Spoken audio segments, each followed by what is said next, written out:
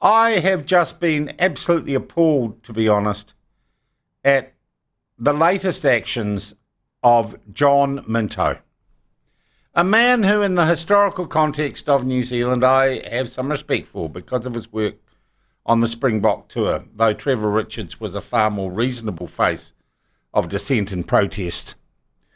John Minto, who is head of the self-styled, Politburo for Palestine, which is basically John and his bank account grifting off you. There's supposedly some committee. Well, John, how do you get on the committee? What are its views?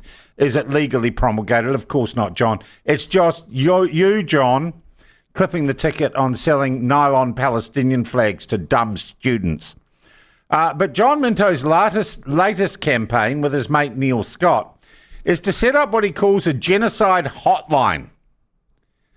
And it says Israeli soldiers are holidaying in New Zealand, and he calls on your help to track them down. And the lines are, I just want to check the exact lines of the word that the words they use, to track them down so we can tell them they're not welcome here. It's essentially an online witch hunt where he asks New Zealanders to ring a phone number. I'm going to give you that phone number soon so you can all ring John Minto and tell you what you think of it. Tell him what you think of it. And he seems quite cool with people knowing what his phone number is, so we will get into it. This is appalling and disgusting. And whomever his phone provider is,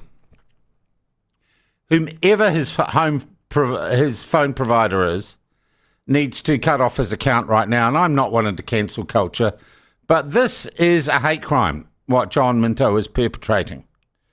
And I note that a number of religious leaders in New Zealand have come out and condemned this campaign. I'll just read you what they said. Condemnation of anti-Semitism in New Zealand. This is the coalition of ministers supporting Israel in New Zealand. That's a group of 72 church ministers from a variety of denominations. They issued this statement 2 days ago in response to what they regard as an anti-Semitic incitation on social media by John Minto. We condemn the calloused, racist and anti-Semitic call posted by John Minto of Christchurch on his Facebook page this week. This is a call to discriminate against certain visitors coming to our shores and goes against the core values of New Zealanders who are very welcoming of foreign ministers. Mr. Minto's call is incitation to hunt and harm Israelis who are touring New Zealand. The post put up by Mr. Minto has already fueled racist threats by anti-Semites. One respondent said, "Those damn animals should be in cages. Pursue the criminals with everything you have." Another has remarked, "A bounty perhaps," to which another responds, "Dead or alive." This group of church ministers says there is no justification for this human rights violation, as it is reminiscent of the Nazi hunts of Jews during the darkest days in history.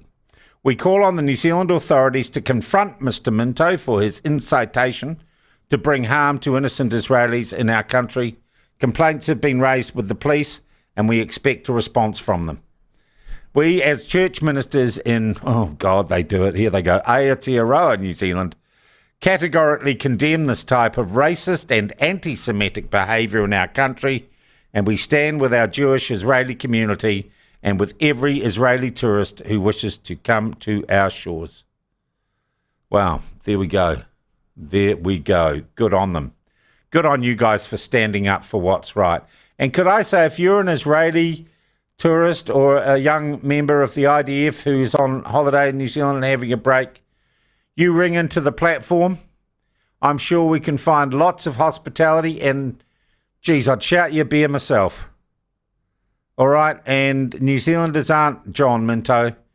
I think his Facebook need to have a look at this, and I think his telecom supplier. And no, it's not being anti-free speech. I'm anti this sort of hate speech. He's launching a Jew hunt. And he needs to be told to stop that, and that he can't do that in this country.